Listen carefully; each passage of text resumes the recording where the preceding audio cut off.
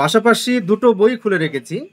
একটা গীতা যথাযথ, যেটা ভক্তি বেদান্ত বুক ট্রাস্ট কর্তৃক প্রকাশিত, আর একটা শিব পুরাণ গীতা প্রেসের। পাশাপাশি দুটো বই খুলে রাখার একটা উদ্দেশ্য রয়েছে। প্রথমে আপনাদের গীতা থেকে দেখাই, আমি মার্ক করে রেখেছি, আপনারা পজ করে পড়ে নেবেন। আমি যদি পড়তে যাই তাহলে ভিডিওটা অনেক লম্বা হয়ে যাবে, আমি ভিডিওটা শর্ট করতে চেয়েছি।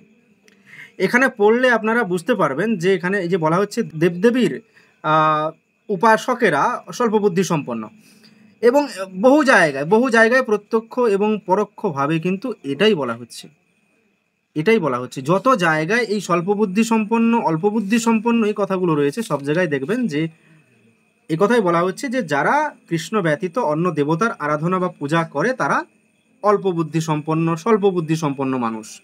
ঠিক আছে, তাহলে কি বুঝলাম? যে দেবতাদের পূজা করা যাবে না, আরাধনা করা যাবে না, আপনি অল্প বুদ্ধি সম্পন্ন হবেন। কিন্তু এই শিব পুরাণে উমা সংহিতায় যখন আপনি দেখবেন, এখানে দেখা যাচ্ছে কি ভগবান শ্রীকৃষ্ণের তপস্যায় সন্তুষ্ট হয়ে শিব ও পার্বতীর তাকে অভীষ্ট বর প্রদান, মানে শ্রীকৃষ্ণ নিজে শিব ও পার্বতীর উপাসনা বা আরাধনা করেছেন, দেবতাদের আরাধনা করেছেন।